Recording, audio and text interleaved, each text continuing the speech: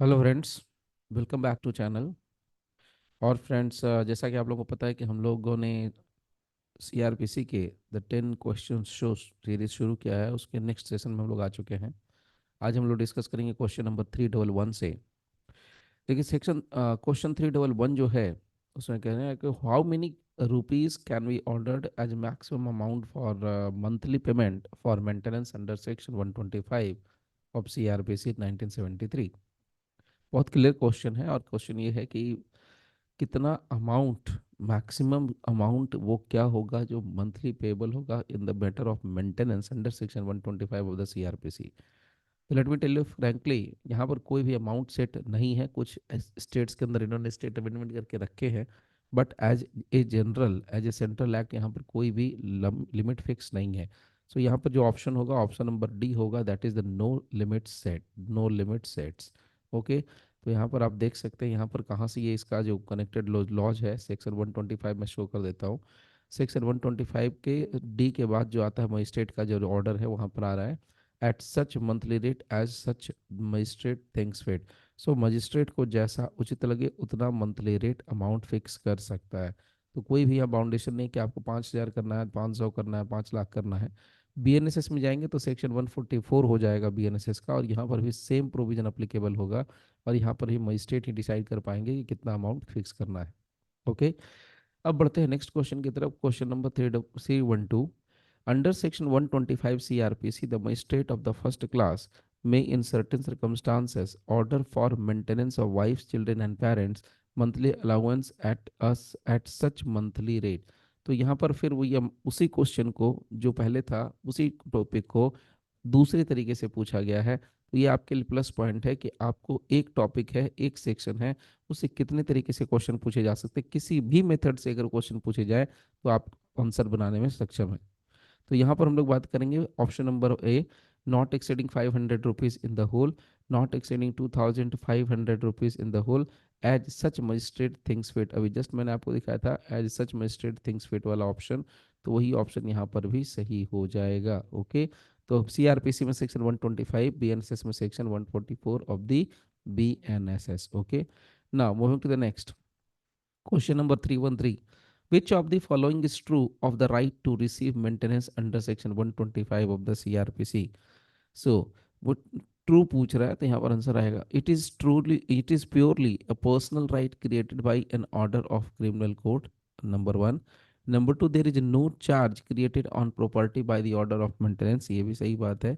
Number C, the maintenance can not be held to the alienable property. So यहाँ पर तीन options दिए गए हैं कि प्योरली पर्सनल राइट है, ऑफ कोर्स, जो कि क्रिमिनल कोर्ट के द्वारा आदेश करने पर हो रहा है। There is no charge, obviously कोई भी चार्ज क्रिएट नहीं होता है प्रॉपर्टी के ऊपर in the order of maintenance. उसके अलावा maintenance can not be held to the alienable property. ये तीनों के तीनों ऑप्शन सही हैं, इसलिए यहाँ पर जो ऑप्शन होगा ऑप्शन नंबर डी है, ऑल ऑफ दिस, तो option number D. Okay, now moving to the next question. Question number 314। Which of the following sentence is not correct, यानी हमें गलत ढूंढना है, with reference to section 125 of the CrPC. तो सबसे पहले यहाँ देखिए पहला ऑप्शन क्या है, section 125 can not be used against a person who does not possess sufficient economic means. तो ये वाला देखिए, ये वाला मामला तो करेक्ट है। सेक्शन 125 का इस्तेमाल उन मामलों पर नहीं होता है, a person who does not possess sufficient means. Okay, now उसके अलावा B, the obligation to maintain a minor married daughter whose husband is unemployed is of the father of such daughter. So यहाँ पर मामला किस चीज़ का है, minor married daughter का मामला है। तो अगेन यहाँ पर आपसे कह रहा है नॉट करेक्ट, तो यहाँ पर ये करेक्ट मामला है। यहाँ पर ऑप्शन नंबर बी बस सिंपल ये कहता है कि जहाँ पर कोई माइनर है, मैरिड लड़की है, लड़की माइनर है, मैरिड है, उसके हस्बैंड के पास एम्प्लॉयमेंट नहीं है, अनएम्प्लॉयड है, तो ऐसे केस में ऑब्लिगेशन टू मेंटेन इसके ऊपर आएगा, तो फादर है जो उसको मेंटेन करेंगे। C number option, a dot married daughter also has an obligation to maintain her parents who are unable to maintain themself. तो ये बात भी बिल्कुल ऑप्शन सही है। Now, a woman who has taken divorce from her husband and has not remarried may claim maintenance from her ex-husband. तो यहाँ पर मामला ऑप्शन नंबर डी आपको सामने से मिल रहा है, not correct, not correct. Okay, चलिए बात करते हैं नेक्स्ट क्वेश्चन की। क्वेश्चन नंबर है 315। Under section 125 of the CrPC, a magistrate has the power to grant interim maintenance and the expenses of the proceeding. Obvious सी बात है कि दोनों चीजें मिलेंगी। Has no power to grant, ये गलत ऑप्शन है। Has power to grant interim maintenance but no power to, ये गलत ऑप्शन है। D, has no power to grant interim maintenance but as the power to grant expenses of the proceeding, ये भी गलत option है। तो जो सही ऑप्शन है यहाँ पर हमारा ए नंबर बन जाएगा, has the power to grant interim maintenance of and the expenses of the proceeding, that is under section 3, the question number 315 of the CR 315 question number, section हो गया 125 CrPC. Next question number 316. A person having sufficient means rejecting to maintain his parents is liable to maintain his parents. बस simple तो मामला है। इसमें क्या कहा गया, कोई पर्सन जिसके पास सफिशियंट मीन्स है, अगर वो रिजेक्ट करता है मेंटेन करने से अपने माता पिता को, तो liable to maintain the parents, तो वो लाइबल होगा अपने माता पिता के पेरेंट्स के मेंटेनेंस के लिए। Okay, next. Now next point में आते हैं। क्वेश्चन नंबर है 317। अच्छा, ऊपर मैंने ऑप्शन दे दिए हैं आपको। Section 125 CrPC as well as BNSS का होता है 144 BNSS. Question number 317। Who claim for maintenance section 125 CrPC, कौन क्लेम कर सकता है मेंटेनेंस के लिए? यहाँ पर चार ऑप्शंस दिए, चारों ऑप्शंस में ही हमें ढूंढने हैं, बाहर से पांचवा नहीं पैदा करना है। So wife who has her own source of income, तो सीधी सी बात है, अगर कोई पत्नी है वो सोर्स ऑफ इनकम कमा रही है, उसके पास सोर्स ऑफ इनकम है, तो क्या वो डिमांड कर सकती है? The answer is no. Illegitimate minor child, minor child है लेकिन वो नाजायज संतान है, मांग सकता है। नंबर सी, स्टेप सन और स्टेप डॉटर, यहाँ पर उसके बारे में भी पोजीशन ऑलरेडी क्लियर है। इसके अलावा डी, हमारा ब्रदर एंड सिस्टर। तो यहाँ पर क्वेश्चन कह रहा है कि हु क्लेम फॉर मेंटेनेंस, तो कौन क्लेम कर सकता है? तो इलेजिटिमेट माइनर चाइल्ड। तो स्टेप सन स्टेप डॉटर का कोई ऑप्शन यहाँ पर मेंशन नहीं किया गया है। ब्रदर एंड सिस्टर के मामले में भी ऑप्शंस नहीं दिए गए हैं। तो सीधा हमारा जो ऑप्शन होगा एकदम परफेक्ट ऑप्शन होगा, आंसर जो होगा वो इलेजिटिमेट माइनर चाइल्ड होगा। नेक्स्ट। अब यहाँ पर देखेंगे तो सेक्शन 125 के अंदर यहाँ पर आप देखेंगे सब सेक्शन 1, उसके अंदर बी नंबर क्लॉज है, वहां से ये कनेक्ट भी होता है।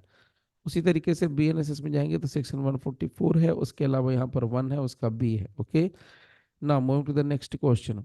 Who amongst the following is not entitled for maintenance, कौन इंटाइटल्ड नहीं है मेंटेनेंस के लिए under section 125 of the CrPC? तो इलिजिटिमेट माइनर चाइल्ड, नाजायज बच्चा जो है माइनर, वो तो है मेंटेनेंस के लिए इंटाइटल। डिवोर्स्ड पत्नी, ऑब्वियस सी बात है, तलाकशुदा वाइफ है तो उसको तो मिलेगा ही मिलेगा। नाउ यूटेराइन ब्रदर, और चौथा है फादर। यहाँ पर फादर को ही मिलेगा बट यूटेराइन ब्रदर को मिलने का चांस नहीं है। तो यहाँ पर हमारा ऑप्शन क्या हो जाएगा? सी। तो यहाँ पर लिख देंगे, यहाँ पर सेक्शन है 125, इसके सारे ऑप्शन हम लोगों ने मेंशन कर दिए हैं। सेक्शन है फिर बनी बीएनएसएस में 144। Now moving the next question, बहुत फेमस क्वेश्चन, ये बहुत फेमस केस लॉ है, 1987 का डिसाइडेड केस है, वहां से ये क्वेश्चन निकाला गया है। केस में क्या कहा गया है वो मैं बता देता हूँ।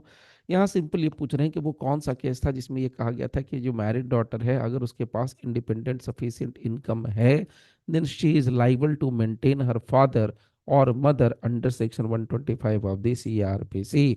तो ये केस था विजय मनोहर अरबत वर्सेज काशी राव राजा राम सवाई। ये हमारा, इसके बारे में थोड़ा सा इंफॉर्मेशन मैं यहाँ पर शेयर कर दे रहा हूँ कनेक्टेड फैक्ट्स बोल करके। यहाँ पर देखिए जजेस का नाम है एम एम दत्त, बेंच थे M M Dutt, G L J ओझा।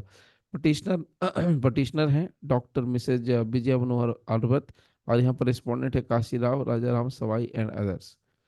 इसके अलावा जो डेट ऑफ जजमेंट है वो 1987 का, तो यानी कि ये जजमेंट कब आई थी? 1987 में ही आ चुकी थी। आज के सेशन में हम लोग लास्ट क्वेश्चन पर आ चुके हैं। क्वेश्चन नंबर है 320। If a husband has contracted marriage with another woman और कीप्स अ मिस्ट्रेस, सिंपल सी बात है, अगर वो कहावत से आप लोगों ने सुनी कि एक मयान में दो तलवारें रह सकती हैं, बहुत ही वर्स्ट सर्कमस्टांसेस में, लेकिन कितना भी वर्स्ट सर्कमस्टांसेज हो, तो एक आदमी की दो बीवियां एक साथ इकट्ठे एक घर में नहीं रह सकती हैं। यहाँ पर कहा भी गया है कि अगर कोई हस्बैंड है, पति है, और उसने कोई मैरिज शादी करी है दूसरी महिला के साथ, या एक वो ख्याल रखता है, मिस्ट्रेस रखता है, तो ये एक जस्ट ग्राउंड बनेगा, न्यायोचित ग्राउंड बनेगा, जिसमें वाइफ है जो उसके साथ रहने से मना कर सकती है। So it just ground for his wife to refuse to live with him. Okay, this is the last question for this session. So ये है हमारा आज का सेशन कंप्लीट है, और नेक्स्ट सेशन में मिलते हैं फिर नए क्वेश्चंस के साथ, नए टॉपिक्स के साथ। तब तक के लिए thank you very much for giving your precious time. Thank you all.